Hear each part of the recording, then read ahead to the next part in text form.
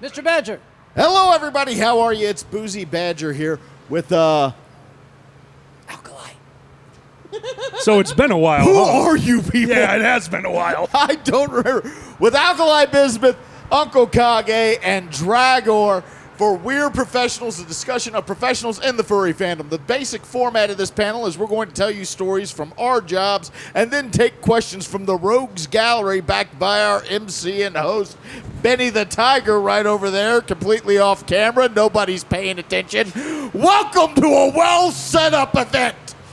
As we get going today, though, I'm going to let everybody do their own introductions, starting with Alkali. Where are you from? What do you do?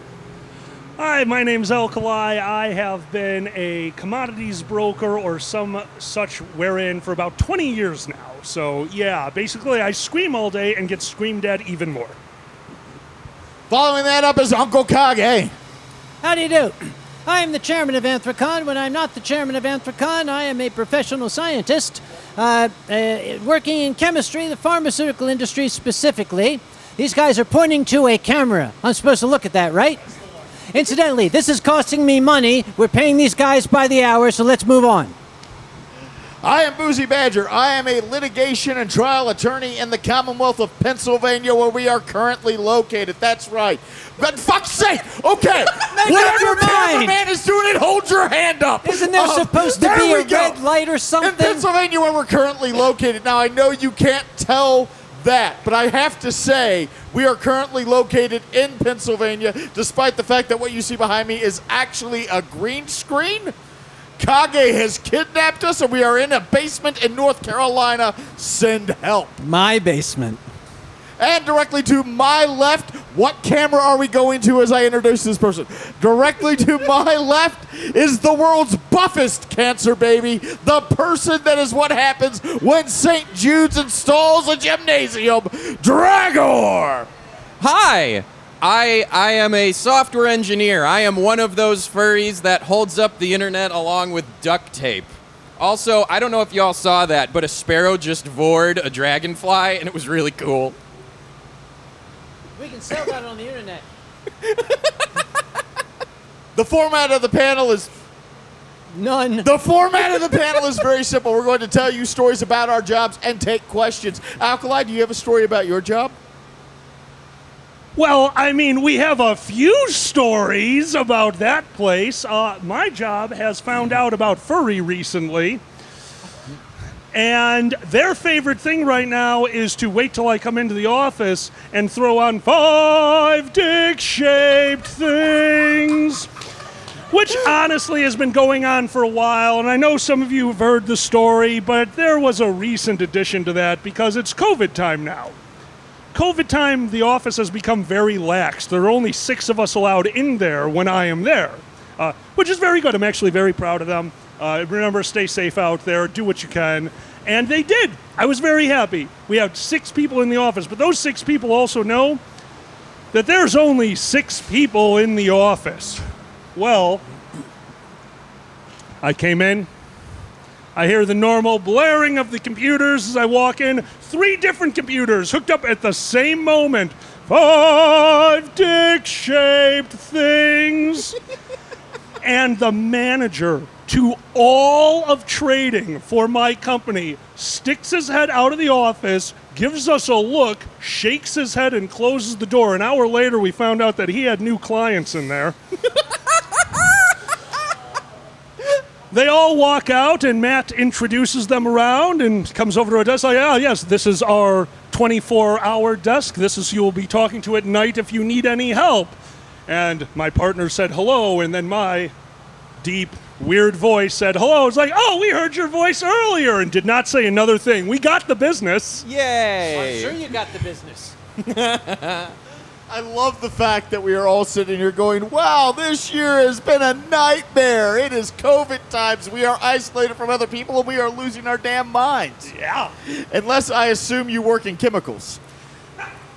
That does not mean you are not losing your mind. I would like to think that I probably had the best job security over the past year because my company primarily makes intravenous and intramuscular syringes. We're doing very, very well right now. You see, you think you had job security over the past year, but I know something about this person to my left, and I'm going to tell you right now, they had the best job security in 2020. Dragor, what is your primary job? My primary job is... What camera am I looking at, damn it? That one! Yay! My primary job is I work for an online obituaries company. Good night, everybody. All right, so we all know furries hold up the internet and do all sorts of tech stuff. And occasionally, things go wrong, right? Well, what's the rule number one for anything, in any product? You test it.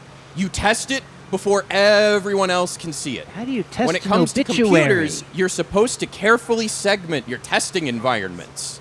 Sometimes that doesn't happen.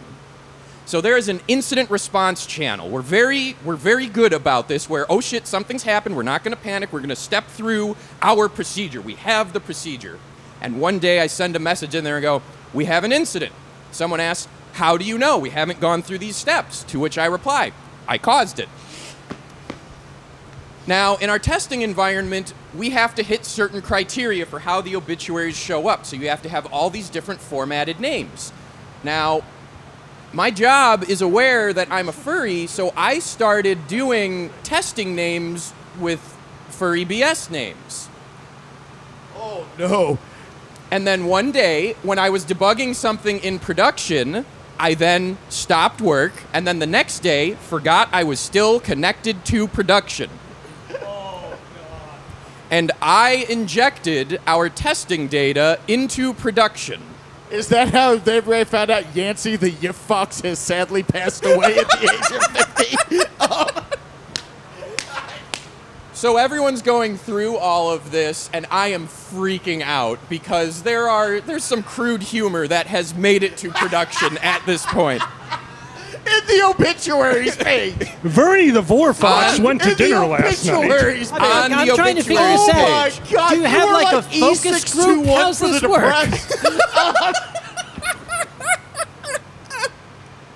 I mean, I'm honestly, Drago, do you have like a focus group? Do you test it? Hey, I have an obituary, guys. Tell me what you think. I mean, is that how it works? It's not so much that as we are testing the feature of this is what happens when you have a too long nickname. Does this fit the criteria? And the content of the name does not matter, so sometimes we try and one-up each other to get a response out. Because, you know, at some point, everyone's like, wow, Dragor, you sure use Simpsons names a lot, and I took that as a challenge. So, you know, things get interesting. There were certain naughty dragon names and puns. There were various obituary comments where we had to test, and there might have been a couple of furry copy pastas that went out. And I am freaking out. I'm genuinely freaking out because, like, we're a very sensitive business. This is the company that got lit up for... The Office microwave died, and this Office microwave was as old as the company, so they did a joking obit page, except someone messed up, and it was findable. So then the public just starts commenting, doing serenades and poetry on this microwave until one of our investors that own the company sees it and calls up the founder. Investors are the worst. They are. Investors are the worst. They are. Okay, hold on. I had a funny story about syringes, but I'm not going to tell it anymore. I'm just out of here. Investors are the worst. Come on, don't you want to inject some humor into this? Shut up! Oh, Dragger, get to the point. Yes, get to the point. Oh, no! Fuck. Boo! Did I take yours? I took his. Oh, I took a Kage pun. That's like 5 points. Bleep that, guys. Bleep that. Okay. Yeah. No, we want to keep them. The rollback was easy. Everything was fine. But yeah, you can say the cat's out of the bag now.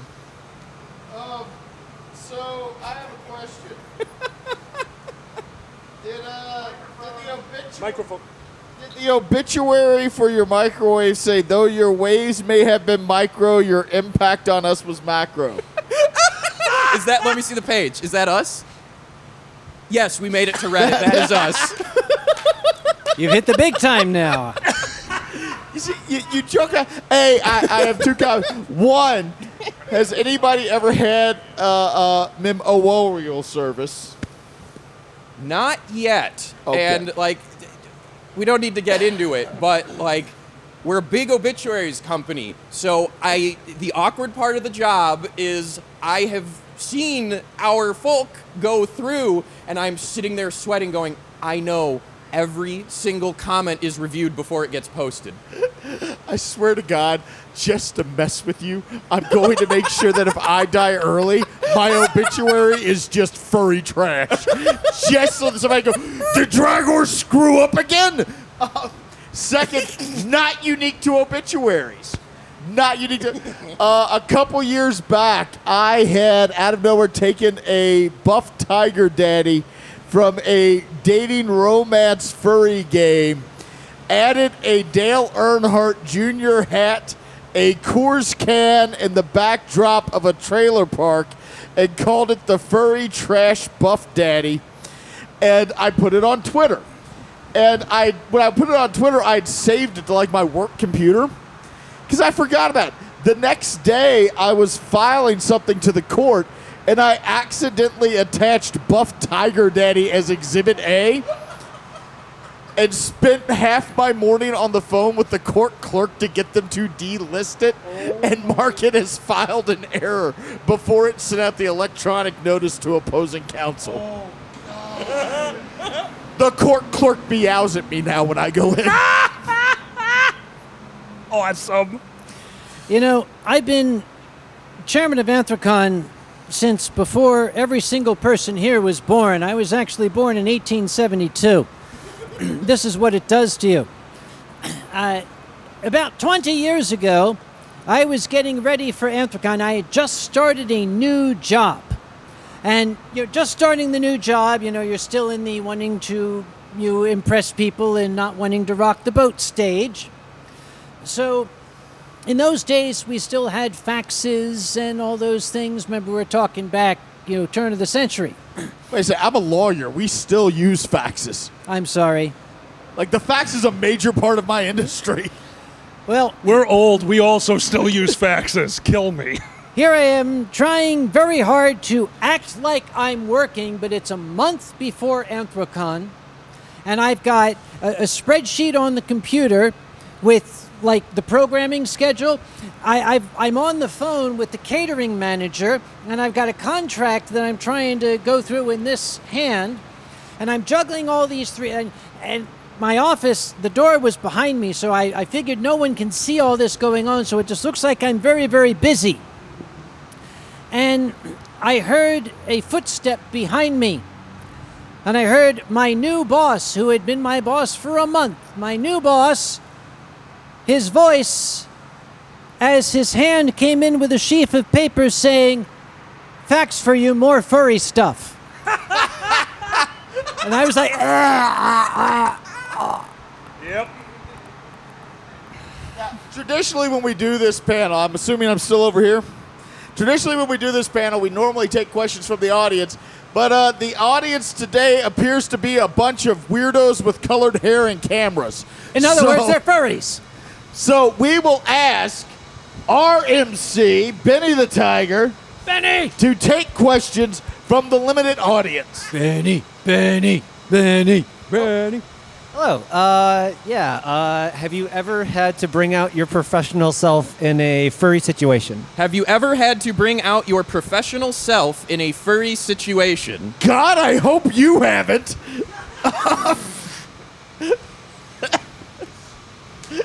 Like, that is a hell of a contingency plan you all have going at First Squared. I want to start with him. Well, I mean, Shut up! I think that just comes down to what all of us can do in my job. You have to be ready for stuff happens. You stop thinking about everything else and you laser focus, and that problem gets fixed as fast as possible to deal with all the other problems it caused. So, yes, because sometimes people kick firefighters in the head. Yeah. Yeah. Yeah. Explain to me just to ask, when we talk about professional stuff, you were talking about your professional demeanor, right? Like somebody didn't kick a firefighter in the head and you went over and tried to sell them oil futures, right? My professional demeanor was being in a situation that was totally foobar, yet being calm, collected, getting through the situation, and the situation was somebody kicked a firefighter in the head. So, yeah, I guess we can say that, yeah, it really helped being able to be calm and collective. When somebody kicked a firefighter in the head! Are we going to mention names? No, we don't mention names. So it But we wasn't will Dragor. say No, I'm the one that drew the short straw Yeah. that had to talk to the cop when they showed up Yep. while wearing the Spider-Man onesie. Is that Andrew- after somebody kicked the firefighter in the head? No, actually. I got to watch that. Yeah. It's actually wonderful. I love how well we work together. We turned to each other and I said, I got hotel. They said, I've got cops, and we broke. And as I'm walking away, I thought, I am wearing a button-down shirt and a faux sports coat. Maybe I should have taken the cops, Spider-Man. Okay. All right. I have never had to, I have had to do some chemistry on the job, but many years ago at Anthrocon, as chairman, I got an emergency radio call, an emergency in the lobby. And I ran up there. There was a gentleman in the throes of a full onset grand mal epileptic seizure. Now, I've been in emergency services. I'm trained for this kind of stuff. I'm telling everybody, okay, just let him go. Just get back, stand back, just give him room, let him do his thing. Guy comes up and says, put a wallet between his teeth. I'm like, no, that's a myth. Just give that to me. I think I still have it. Oh, shit. Anyway, That's a Costanza So- wallet if I've ever seen one.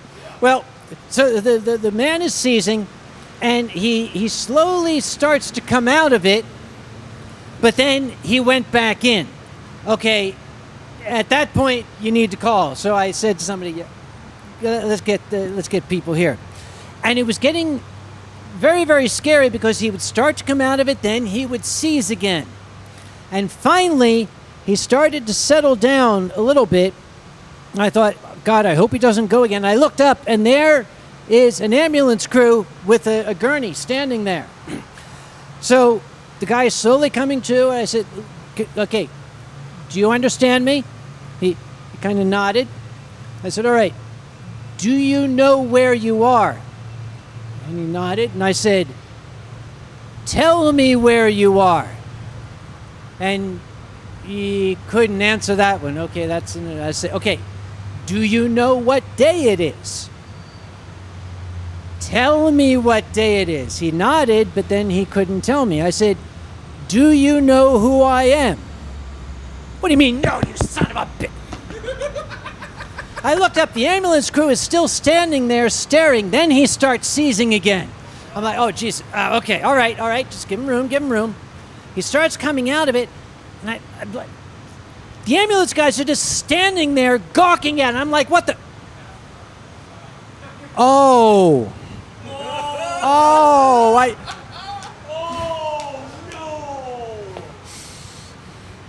yeah, I get it. It didn't occur to me either. Oh, wow, I would have never thought of that. Right. Right. Someone almost died because you wear a costume. And that's when the dragger would have came in. See, full circle. Have I ever had to bring my professional self out in a furry situation? Spoiler, yes. I'm a lawyer. We're still on this camera, right? Yeah, okay. Stop breaking the law. Stop going to conventions and breaking the law. Oh, remind them not to talk about breaking law on Twitter. Oh, I'll do that. I represent a couple of conventions now in minor capacities, and there's at least one that I went to and got in my room, and within minutes of being in my room after driving across the state to another city on the other end of the state by a river, I got a message that said, hey, they're about to take AV equipment out if we don't sign a contract. Could you review it? What river are we talking about? Other than that, professionally in a furry situation, please stop sending me messages asking me to give you legal advice. I'm not going to do it on Twitter. And just generally stop. Like sometimes I'm in a tangentially furry situation, like I'm attending a con and I have to do law stuff. There's a lot of nights I drive in. I get there at 1 a.m. I set up my laptop in the room. I finish a brief. I submit the brief to my office for proofreading, and I go to bed to do the performances in the morning. And then there's days like today where, I walk across a vehicular homicide while going to breakfast. We were going this morning to breakfast. Pepper Coyote has their parents in town. Pepper goes, let's all go to breakfast with my parents. And we go, okay. So we walk to meet Pepper's parents. And they were walking through Pittsburgh with Pepper having his phone out. About 6 blocks in, we realized Pepper has no clue where he's going. He's just wandering until food appears. So I sit at a table. And I say, text me when you find a restaurant. I'll call an Uber. And as I'm sitting there, we hear, eat, thunk, behind us. We turn around, and a car had slammed into a guy on a bike. We're sitting here. We make sure he's alive. Several of us ran over. We made sure he's alive. We made sure he's okay. He's not okay. He has a concussion. He's in the hospital, but he is going to live. Damn. Wait. You didn't take his wallet, did you? Yeah. Demon. Also, Kage. And of course, Sue is there and helping him. I'm holding his head steady. He got hit in the best possible place. Like we were right in front of a fire station. Oh, I thought you were going to say in front of a lawyer. Yeah, if this guy's got to get hit by a car, at least he got hit by a car in front of paramedics. And a lawyer. So there he is on the ground. We steady his head. The paramedics come over. The guy who hit him does a U, he pulls around, looks like he's getting ready to drive off, so I walk by, take a picture of his license plate, because he's sitting there even with the man he just hit who's laying still in the middle of the road, looking out the window, and I know from my professional experience what is going through this man's head, and it is, if I killed that guy, I'm taking off. If he's still alive, I'll stay. Oh, my God. He was still alive. The that's guy pulled terrifying. over. Got out of the car, came over, and started telling anybody who would listen exactly how he was taking a left turn and hit the man and didn't even see him. And in the back of my brain, the lawyer awakens, and I want to turn to him, grab him, and go, hey, stop confessing. Instead, what I did was, he kind of did just run a man down, so I'll suppress it. As he's wondering. You got a tiny penis. Sorry. Did that go on the microphone? I'm sorry. Continue. Go on. As the guy's wandering around in circles, and he's telling everybody this, and the man's on the street, the paramedics show up, the police show up, they're questioning everybody, and the cops walk over to us, and they go, "Dude, did you see what happened?" I said, "No, I didn't see what happened. My spouse saw what happened." So apparently the guy caught some pretty good air going over the car. But I heard this guy confessing over there. Yeah, he's just sitting there telling everybody exactly what happened. And the cops go, okay, well, stick around. So they clear the scene. They take the guy to the hospital. And we see the two cops, the two supervisors, talking to the guy who hit him. And I hear the words, "You shouldn't have been driving on a suspended license. And we should be taking you in on the bench warrant." Oh, God. They didn't. I walked over to the police officer. I handed him my card with the cell phone on the back. I said, if you need a statement, here you go, because I'm a lawyer. And lawyers do not leave the house without business cards. I handed him my business card with the cell phone on the back. And the cops go, "Oh, thank you. If we need a statement, we'll call you." And I turn around to walk away, and I see them both look down at the card. And then you see the sergeant go, "Ha! He turns to me, he goes, "You're a lawyer?" I go, "Yeah." He goes, "Did you give the guy on the ground a card?" Well, did you? No, Pittsburgh's way outside of my travel radius.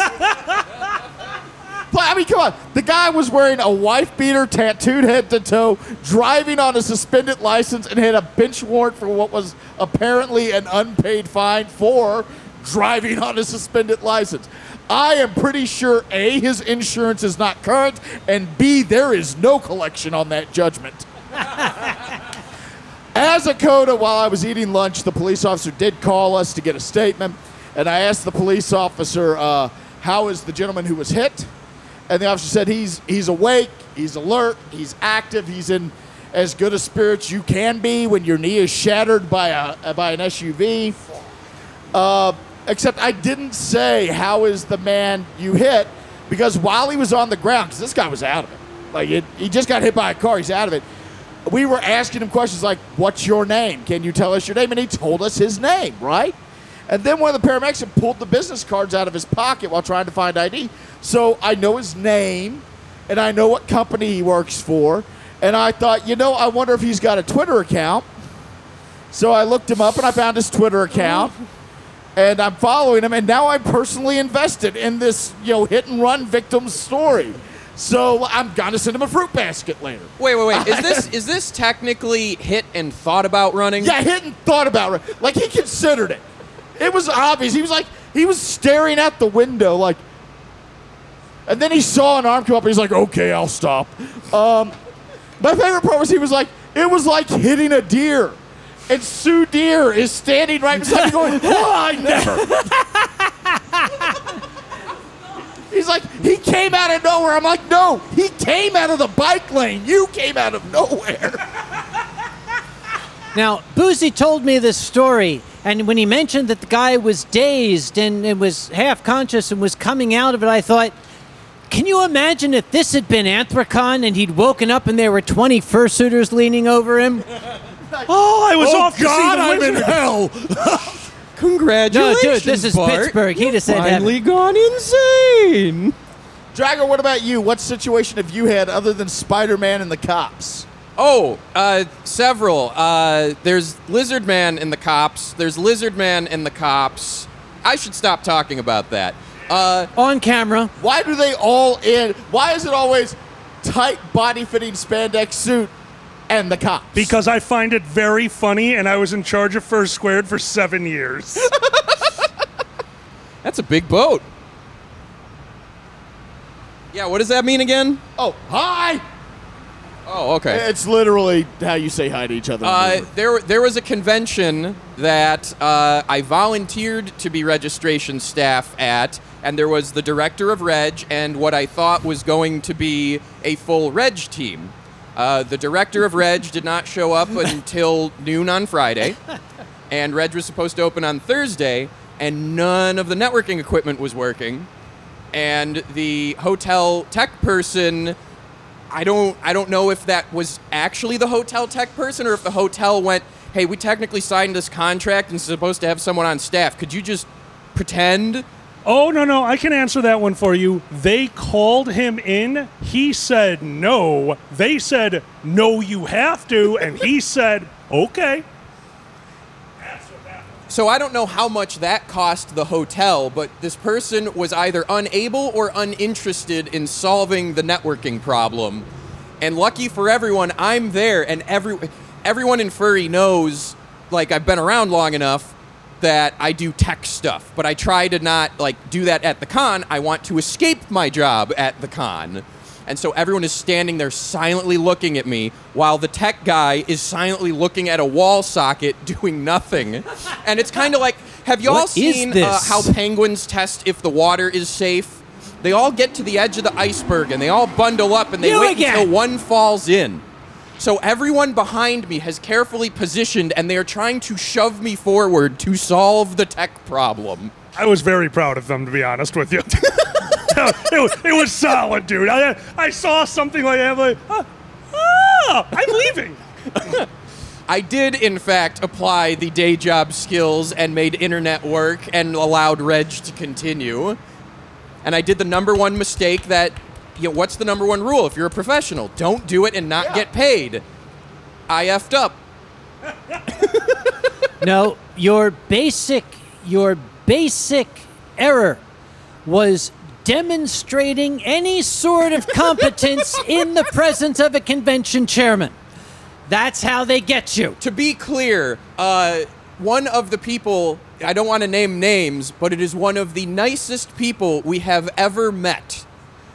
And I have never, ever felt so pressured with niceness. I know.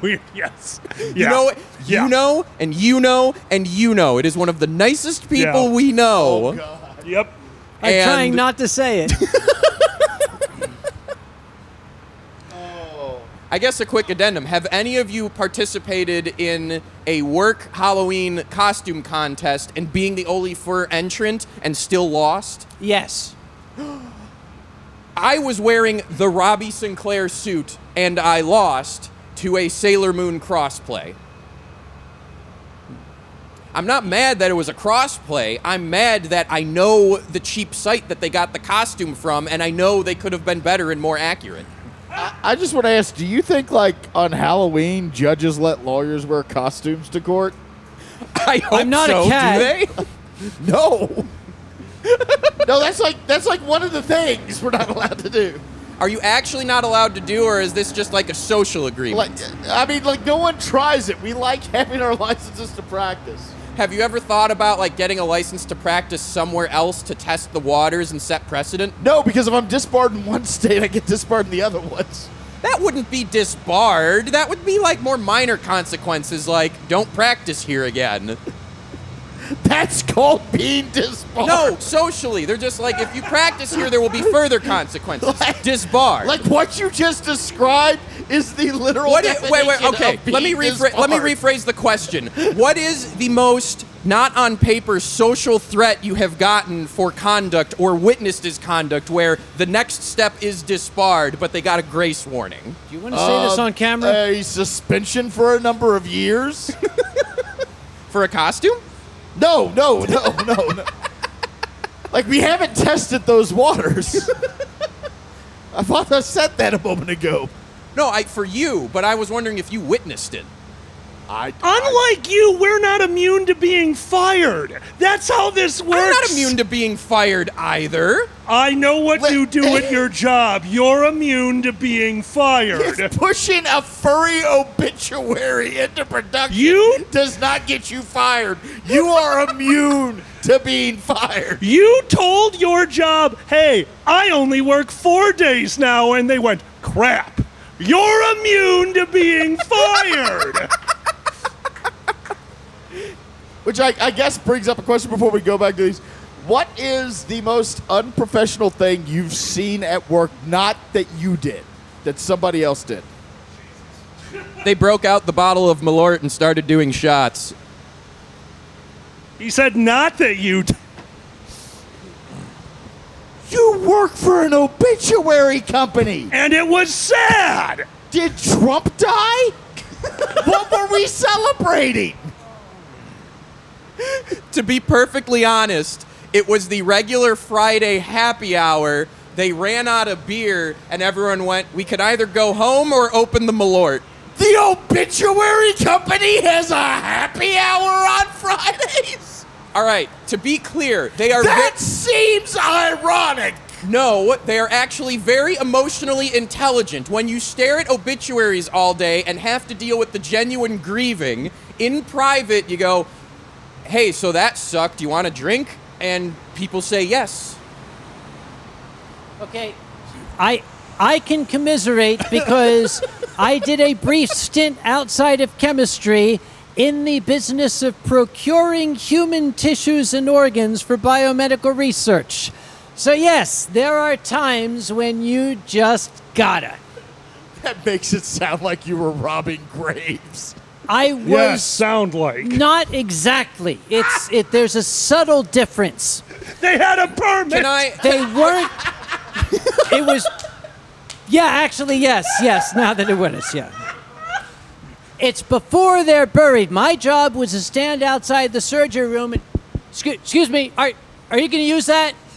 Yeah. Can I have that? Did you just call scientific dibs? Yes. Excellent. That's I how love we do the it. fact. I love the fact that what he has implied is at some point he walked up to somebody and goes, "Hey, you gonna use that penis?" If It was I got not plans. penis. It was a liver.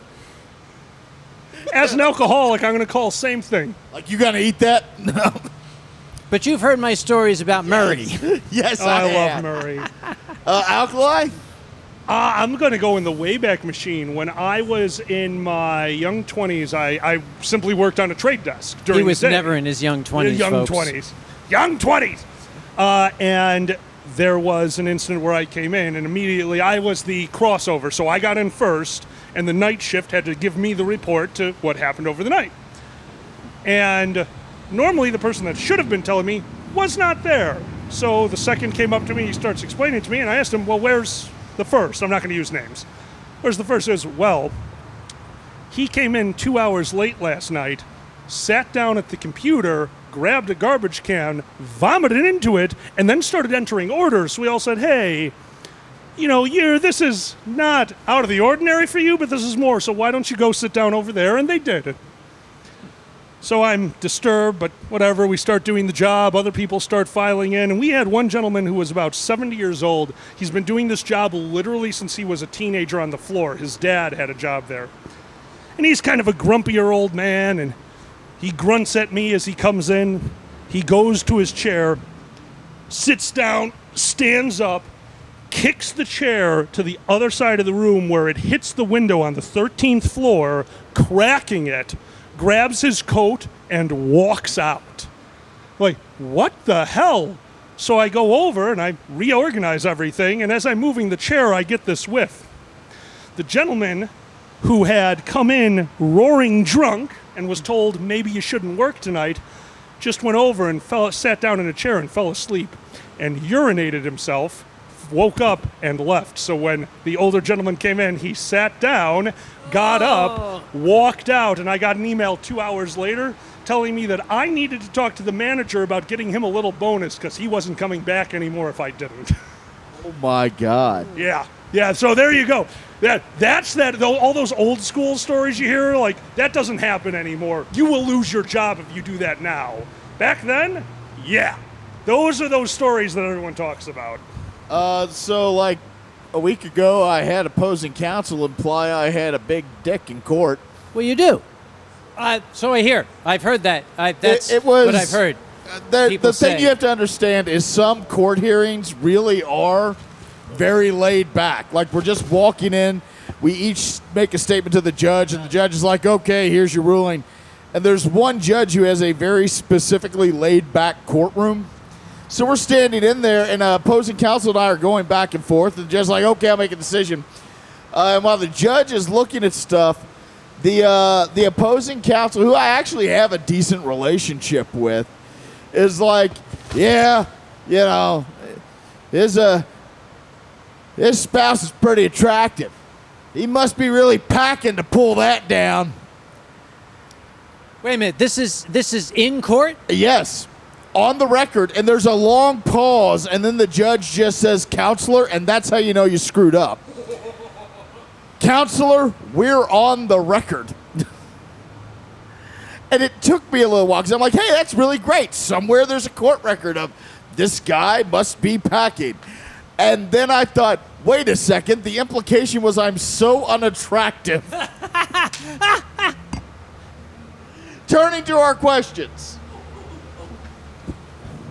Yay, Okay. Sue. Have you? Time out. All I gotta say is, Alkali and I metaphorically got to see you whip that thing out, and it was glorious. Are there pictures? I wasn't there. In my mind. Oh. In my mind. Dragor, maybe you don't talk during this. Okay. Have any of you ever run into a colleague at a furry convention? Shit, I brought a colleague to this convention the first year. And nothing happened whatsoever. Next person. Like, I brought a young attorney I know to, because I was doing a furry podcast, and if you listen to that episode of that podcast, you can hear a ding, ding, ding, ding, ding, because they'd asked me, they said, oh, you mentioned going to Anthrocon, are you going to go to Anthrocon? And I said, yeah, sure, why not? And you just hear ding, ding, ding of my phone going off, and it was a colleague of mine. And he's like, I want to go see the animal people with you. So I said, I'm like, yeah, sure, fine. So like we're getting close to it, and I sent a message. I go, here's our hotel reservation. Here's the time I'm gonna get in. Let me know when you get in. And he's like, wait, this is a real thing? Yes. I thought you were joking. Like I thought you made it up. I'm like, the convention? You thought we all got together and made up a convention? I mean, that's To literally mess how with it you? works. Yeah, we did this Other than just the to messing screw with you. him. So he comes. The first night we go out, we're drinking with some of the staff, and as we're sitting there, this giant man walks into the room, reaches into his jacket, and begins pulling out flask after flask of liquor like a magical booze-generating fairy with a top hat. I have no idea who you're talking about.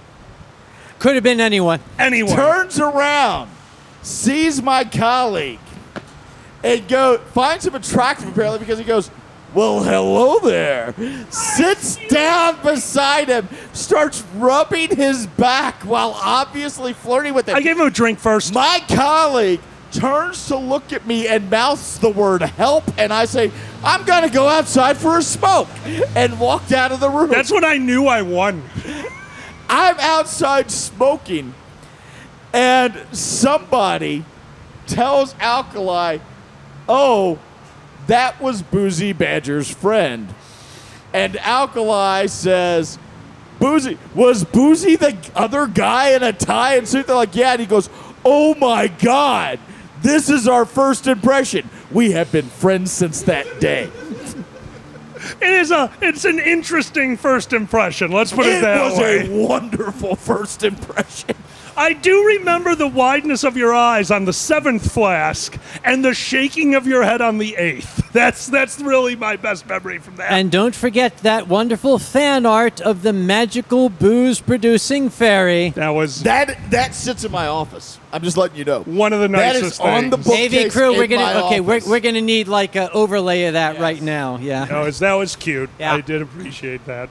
So this was after I had left. I worked at the Mercantile Exchange, and one of my colleagues, one of my much older colleagues there, because I was just out of college when I had that job, their wife was a doctor. And there is another convention that until they moved dates, before they got their convention space in Chicago, had Gee, the who doctor could this be? convention.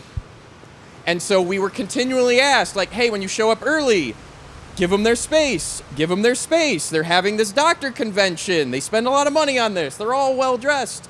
And so I decide I'm hanging out. I'm not in suit or anything, and I see one of my ex-colleagues there. And they go, oh, hey, meet space name here. What the heck is going on over here? Like, this is really weird. You want to, like, get a drink and watch the crazy? And I go, how long are you going to be here? It's like, oh, at least another hour. I'm like, give me 15 minutes. So I go run upstairs. I go and get in my Doom Imp costume, and I run back down and meet them at the bar. And the only words they say are, oh, no. They did not know at that point I was one of the crazies. Never stop being you. Never stop being you. What about you? So my colleagues want to go to a convention. In fact, they have said multiple times that they would like to show up. And I said, absolutely, all you got to do is pay. And that puts the kibosh on it right away.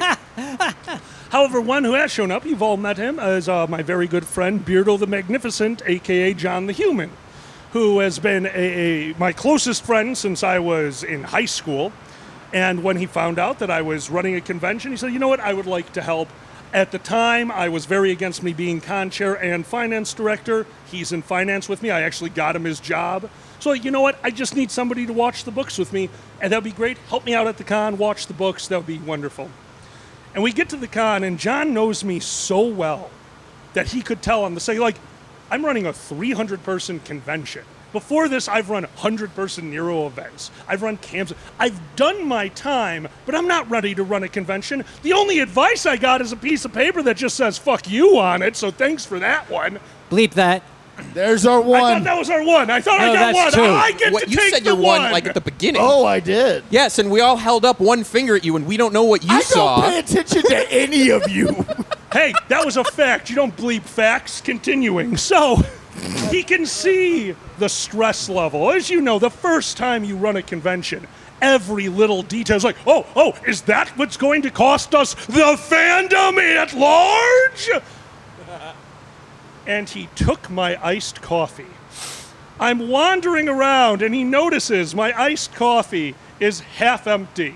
And he swipes it from my hand and goes, "Did you know Patron makes a coffee-laced tequila? This black, dark as my soul tequila. And a cup this big with this much coffee." He just stares at me and says, "Say when I'm deaf." And filled the rest of the cup with Patron XO. And all of a sudden, the convention was easy. Yeah, the first Friday of the con, I panicked. So that's the moral story. The first Friday of the con, I panicked so much. My friend caught what was happening. He poured me the drink to end all drinks, and then I did improv for 2 hours without having a stage. Dr. Conway, Sir, how about you? what? The professional furry crossover there. Oh, Ran into a colleague at a convention.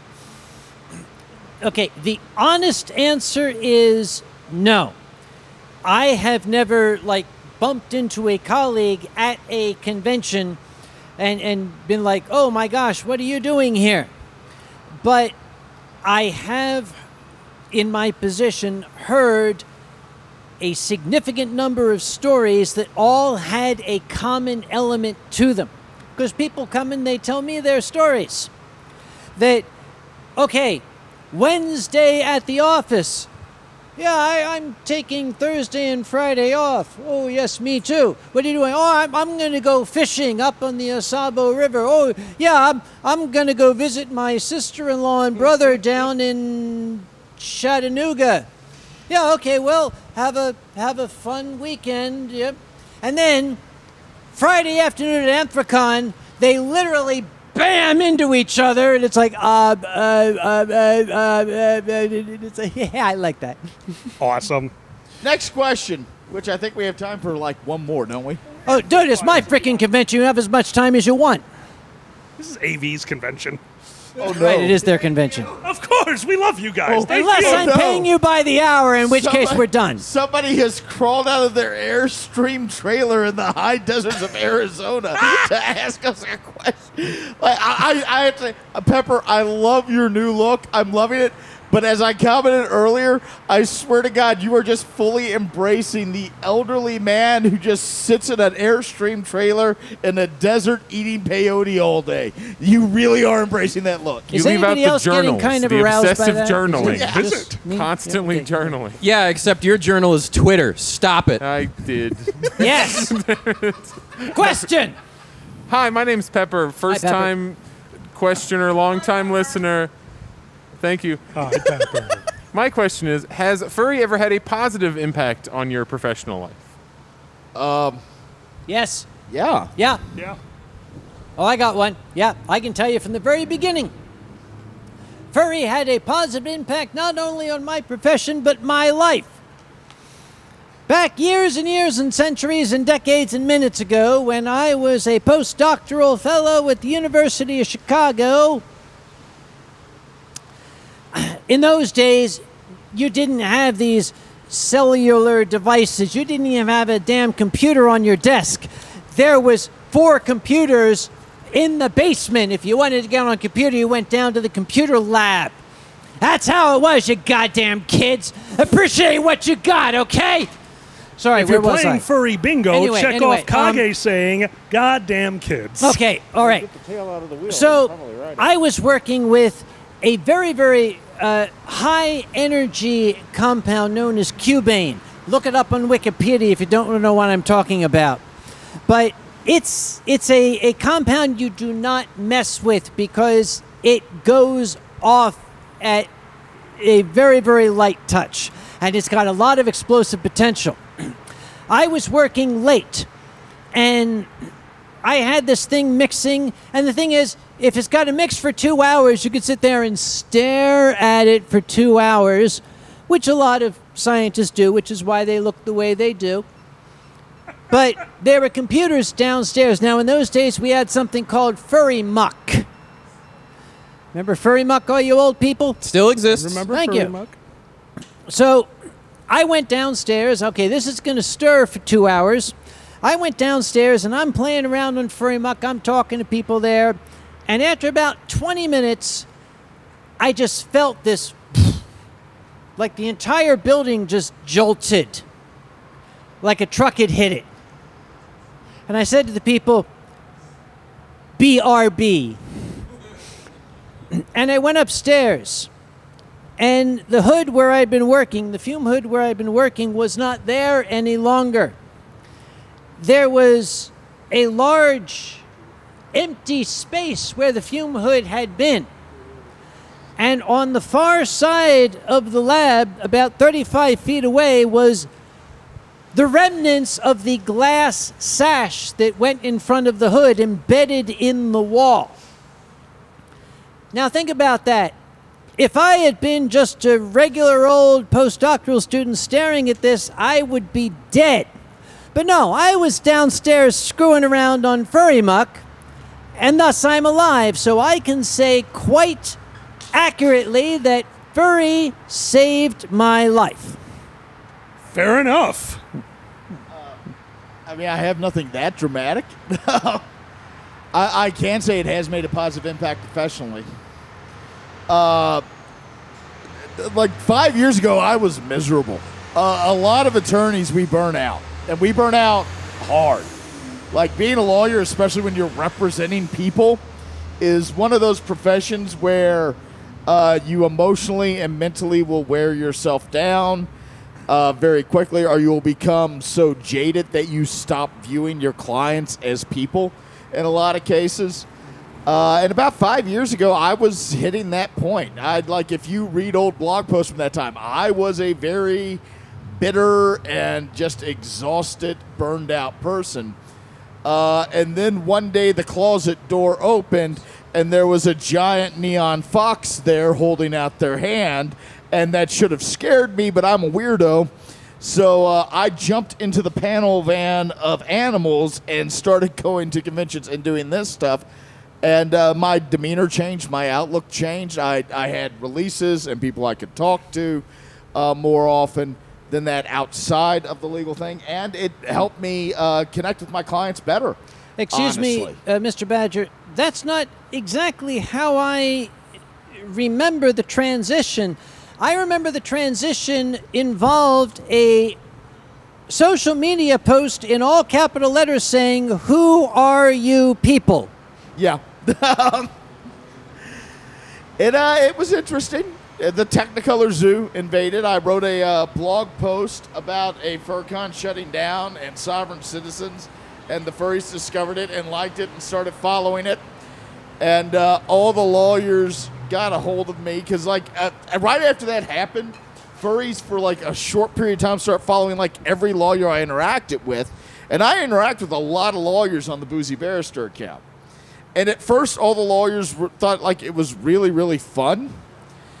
And then it kept happening. Fluffles I can't say what I want to say now. I already used my one.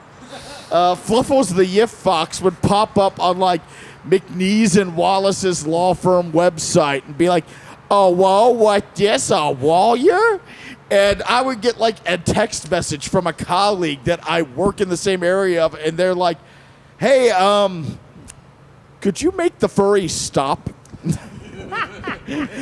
And so I created the Boozy Badger account, and that's really when I fell ass backwards into this.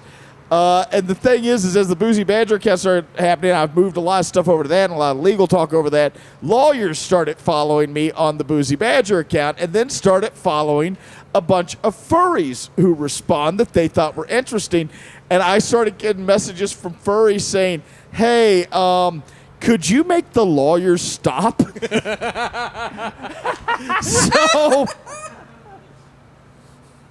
But it really has had a positive impact. It's helped me relate to clients better. It's giving me a hobby and a release outside of it. Generally, I'm an overall happier person than I was 5 years ago.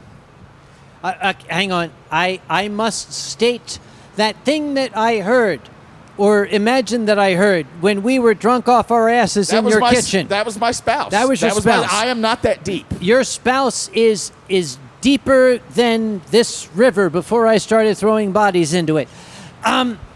The statement made, I said that on camera, didn't I? Yes. Never These mind, my things lawyer is happen. here. The statement was made, and even though we were a little bit lit up, I had to write it down, and I did. Furry fandom is the community we never realized we had been looking for all of our lives. That's beautiful. That says it all. Thank you very much, by the way. And I think we just got a signal saying that we have ran our timeout. Are we paying you you guys? had an issue with the mic. Are we paying you by the hour? You're not paying them. Oh, great. Doesn't matter. We can go as long as we Well, want. in that case, what about you? All right, so I'll make this quick. Before I was officially out as a furry at work, I did similar to what we all have done in one way, shape, or form. Oh, where are you going? It's no secret I go to Gen Con all the time, so it'd be, it's some gaming convention that's more LARP focused, or, there's a lot more costume bent here, because it was already known, like, my parents knew I had Spider-Man costumes. At the time, they didn't know how deep that rabbit hole went. Phrasing. So I would talk about, we would do these company-wide stand-ups, and every so often, we're a small enough company that even the CEO knew I go to all these events, and they knew that there were charities involved. So I would say things like, I was at this convention in this other state, and we raised $10,000, $20,000 for this animal shelter, this no-kill animal shelter, and everyone would love it. And at one point, I did this several times, and at one point, the founder and CEO goes, which convention? And I decided, split second, screw it, Anthrocon in Pittsburgh. And then there's a pause, and I don't know who said it to this day because I'm short and I can't see in the office. But from the masses, I heard, "Are you a furry?" And I said, "Yes, and I will enter the costume contest." Okay, two things. Number one, did you just say that your obituary company not only has a happy hour, but you have a stand-up night? No. Forgive me. That is a technical term. Okay. The general tech meeting ceremony is you have what's called stand-up. It's a meeting where you're only allowed to stand because if someone goes, "I need to sit," you have met for too long. I like my version better. Secondly, I will tell one quick thing about a furry crossover with my professional life. I have started getting furry clients, and I don't give out my office contact information. I always say there's people out there who know it. Tell it to you. If you need a lawyer and you're in my area, find someone I've represented who says they know my information, get my information from them, call my office. We're doing things the normal way. Don't send me a Telegram or Twitter message. But I have started getting furry clients who have navigated that labyrinth and are coming in. And one day my law partner asked me, "Hey, where are we getting all these new referrals from?" And I looked at him, I said, "Screw you. I don't ask what your sources are, do I?" Awesome.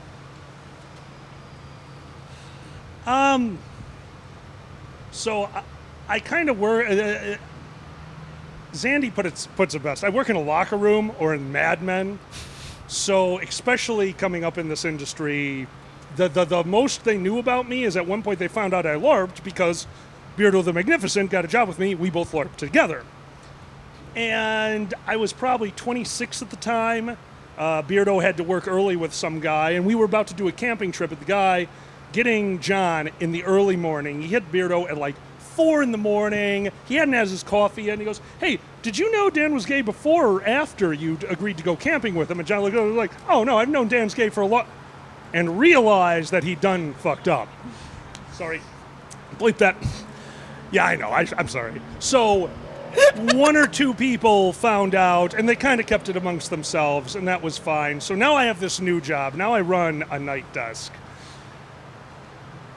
And all of a sudden, this video comes out of me, early furry career. So I'm wearing a tail. I've got this stuff on, and questions start to happen. And one of the gentlemen questioning is the biggest broker in our company. Me and him have actually become quite good friends. Because the thing is, I was at the time a younger person who could hold his alcohol. So they wanted me to be with when they met with clients. So when everyone got verstuckered, I could be like, hey, I'll get us an Uber so we don't die. So they kind of gave me the benefit of the doubt, but it was slowly becoming more and more of a thing. I work this job for 10 hours a day sometimes. This is a huge chunk of my life. And genuinely, it's very hard, as I think a lot of people out there can know. It's very hard to sit there and not be yourself for that amount of time amongst the day. And all of a sudden, it's starting to come out. And my partner, Tom, most of you know him, insanely supportive. Oh my, it was wonderful working with a person who was very supportive of my lifestyle. But I'll never forget the day that I came in early and one of the brokers made a comment about furry, a very derogatory comment, and they're very conservative, and I knew this was going to happen sooner or later, and I was ready for it, and I brushed it off my shoulder, but I didn't need to. Because the broker that sits on the other side, the biggest broker in the company, goes, hey, that guy over there and his community has raised over $2 million for charities over the course of their existence. What have you done with your life? That topic is off the table.